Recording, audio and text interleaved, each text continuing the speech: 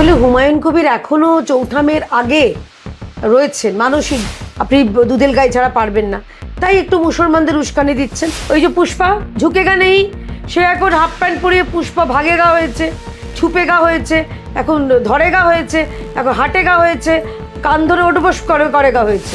বুঝতেই তো পাচ্ছেন আপনি, এক পা এগোলেও পেছনে যারা আছে তাদের মধ্যে টুপ টুপ করে সব খসে পড়ে যাচ্ছে।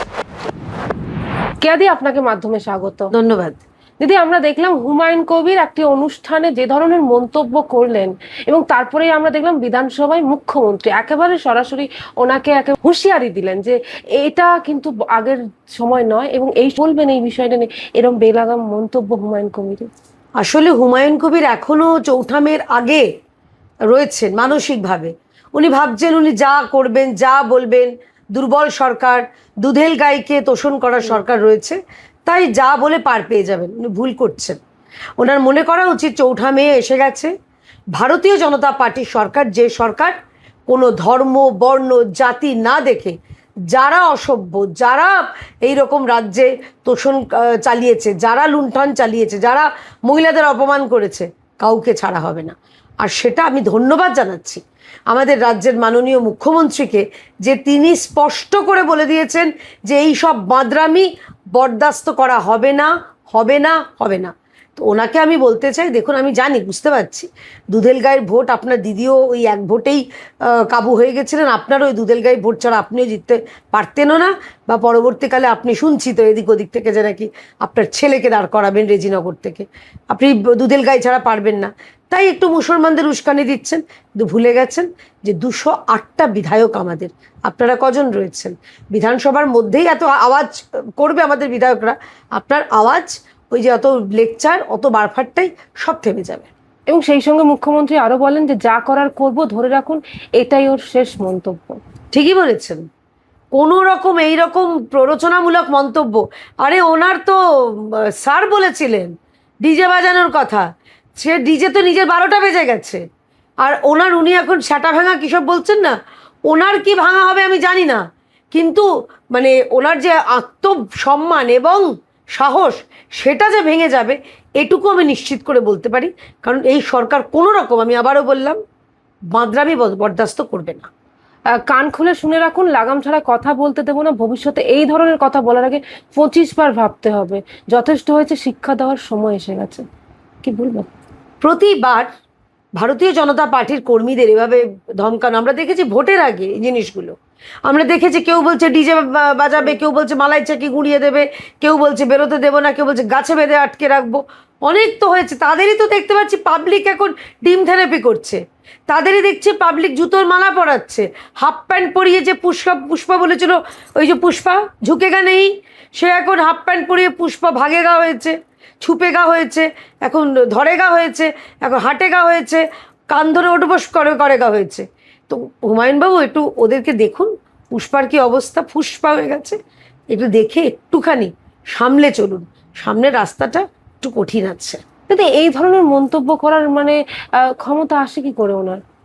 শুধুমাত্র এটা কোনো ক্ষমতা নয়, এগুলো হচ্ছে শুধুমাত্র ওই নিজেকে একটা, আপনারা আলোচনা করবেন, অনেক দিন হচ্ছে ভাইপো নিয়ে আলোচনা হচ্ছে, এই চোরগুলো নিয়ে আলোচনা হচ্ছে, ওর হুমায়ুন কবির ভাবছেন আরে আমি তো বাবরি মসজিদের জনক পশ্চিমবঙ্গে, আমাকে নিয়ে কেন আলোচনা হচ্ছে না। একটা ওইটা করেছেন, আর দ্বিতীয়ত আমি বললাম যে ওনার মাথায় এখনও হয়তো স্বপ্ন দেখছেন যে চৌঠা মে সেখানে আবার ওই চোরেদের দল ফিরে এসেছে, সেই জন্য উনি হয়তো ভেবেছিলেন। আমি নিশ্চিত ওনার যদি মনে থাকতো যে আমাদের রাজ্যে বিজেপির সরকার এবং মুখ্যমন্ত্রীর নাম শুভেন্দু অধিকারী, উনি ভুল করেও এইসব আওয়াজগুলো করতেন না, এই ফাঁকা আওয়াজ দিতেন না। আর একটা কারণ তো অবশ্যই দুধেল গাই ভোট ব্যাংকে আবার একত্রিত করা, কারণ ভোটে জিততে হবে। এরা তো ভোট ছাড়া, ভোট টু ভোট পলিটিক্স করে, এটা ছাড়া কিছু বোঝে না। যাই হোক, আমি ওনাকে বলে রাখছি, অনুরোধ করছি, বিনম্র অনুরোধ করছি, এটা বিজেপির সরকার, এটা শুভেন্দু অধিকারী সরকার, তাই বাবুজি ধীরে চল না। আমরা দেখলাম এই যে মুখ্যমন্ত্রীর হুঁশিয়ারির পর আমরা দেখতে পেলাম 3 জন যে নেতা ছিলেন যারা ওই অনুষ্ঠানের উদ্যোক্তা, তাদের গ্রেপ্তার করা হয়েছে। 3 জনকে গ্রেপ্তার করা হয়েছে, এরপরে চতুর্থ জন আসবে। কান টানলেই তো মাথা আসে। যারা উদ্যোক্তা তাদের তো অবশ্যই জবাবদিহি করতে হবে, যে আপনার অনুষ্ঠানে এসে একজন এইরকম পতাকা ধরা লোক থাকবে না, এইসব খুন, সেটা এইসব মার ধরে হুমকি দিচ্ছে যে পতাকা ধরা লোক থাকবে না, ওনাদেরও দেখিয়ে দিই না যে কিরকম অবস্থা, এটা কিরকম। এটা হচ্ছে আইনের শাসন চলছে, শাসকের আইন এখানে চলে না। শাসকের আইন চললে হুমায়ুন কবিরই বটে, কর্মীই বটে, ওনাকে তৎক্ষণাৎ গ্রেপ্তার করা হতো। এখানে ঠিক কায়দায়, ঠিক পদ্ধতিতে, আইনের শাসন অনুযায়ী, যেটা সংবিধান দিয়েছে আমাদের পশ্চিমবঙ্গ সরকারকে, যে অধিকার দিয়েছে, সেই অধিকার বলেই ঠিক গ্রেপ্তার হবে। উনি একজন নির্বাচিত বিধায়ক, জনপ্রতিনিধি। আপনাকে দেখে তাহলে যে জনগণ ভোট দিয়েছে কি ভাববে? আপনাকে দেখে যে জনগণ আজকে তারা ভোট দিয়েছে, আমি জানি আপনাকে যারা ভোট দিয়েছে তারাও বাবরি মসজিদ স্বপ্ন দেখছে পশ্চিমবঙ্গে, কিন্তু আপনি তো সংবিধানকে শপথ নিয়ে একজন বিধায়ক হয়েছেন, বলেছেন তো। আর সংবিধান তো এরকমভাবে কোনো ধর্ম দেখে না। সংবিধান তো কখনো বলে না যে মুসলমানদের একত্রিত করতে হবে, হিন্দু একত্রিত করতে হবে, বলে না। বিজেপি তো কখনো বলে না। আপনার মুখে কেন? আসলে আপনি জানেন এই হিন্দু মুসলমান ছাড়া আপনাদের গতি নেই, আপনাদের জেতার সম্ভব নয়। হিন্দু মুসলমান করেই আপনারা টিকে ছিলেন, সেই প্ল্যানটাই আরেকবার ব্যবহার করলেন। আমরা দেখলাম যে ধর্মতলায় যেখানে 21শে জুলাই মঞ্চ করা মানে মঞ্চ হতো, সেখানে আমরা দেখলাম কালীঘাটের যারা তৃণমূল তারা একেবারে ফিতে নিয়ে রাস্তা মাপা শুরু করে দিয়েছে। কি বলবেন? মমতা বন্দ্যোপাধ্যায়কে ওই ফিতেটা দিয়ে নিজেদের ওই কর্মী কতজন আছে প্রতি বর্গ ফুটে বা বর্গ কিলোমিটারে, সেটা মাপতে বলুন। উনি এখন 21শে জুলাই ফিতে নিয়ে নেমেছেন, তো ওনাকে বলুন যে কত বর্গ কিলোমিটারে কতগুলো তৃণমূল আছে আগে সেটার হিসেব করতে। তৃণমূল তো নেই, পাড়ায় পাড়ায় তৃণমূল নেই, সবাই বলছে তোমার দেখা নাই রে, তোমার দেখা নেই। মমতা ব্যানার্জিকে এইগুলো না করে, নিজে তো হাইজ্যাক করেছিলেন কংগ্রেসের, ওখানে করে আপনি কি করেছিলেন? পাগলু ডান্সের মঞ্চ করেছিলেন। আপনি কি করেছিলেন? পুরো তারকার মেলা করে দিয়েছিলেন। সিরিয়ালের, টিভির সমস্ত ওই তারকারা, তারা ওখানে আসতো।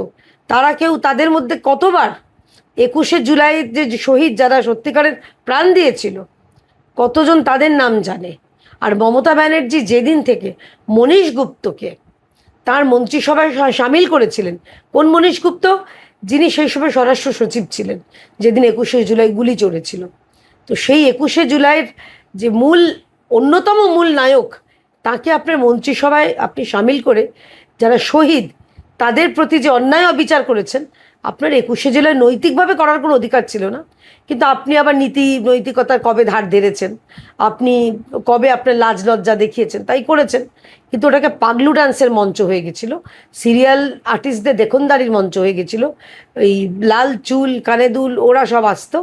আর যেটা হয়েছিল, ওখানে খালি বিজেপিকে গালাগালি দেওয়ার মঞ্চ হয়েছিল। গত বছর, আমি বলছি, দায়িত্ব নিয়ে বলছি, মমতা ব্যানার্জি কতবার শহীদদের স্মরণে কটা শব্দ উনি বলেছেন, সেটা আপনারা আর্কাইভ খুলে দেখুন। কোনো শব্দ, কোনো বাক্য উচ্চারণ করেননি।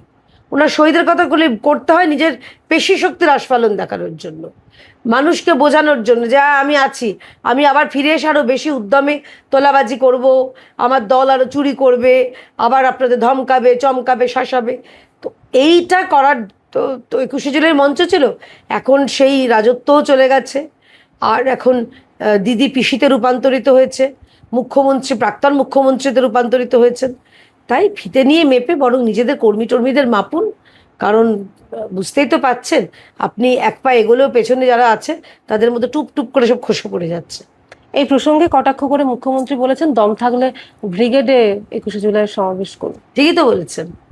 এত ব্রিগেড ফ্রিগেড নিয়ে এত আগে বারফারটাই মারতেন, এবার করে দেখান, ডিম ভাতের উৎসব করে দেখান। মানুষকে টাকা দিয়েও আনতে পারবেন। আগে তো আমরা জানি কিভাবে আনতো। একটা ঘটনা বলি, আমার পাড়ায় একটা ফলের দোকান, ছোট্ট দোকান তার, সে 21শে জুলাই গত বছর যায়নি বলে 7 দিন তার দোকান বন্ধ।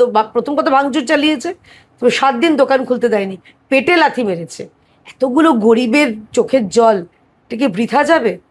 তাই মমতা ব্যানার্জি ভালো করে জানেন যে কজন লোক আসবে।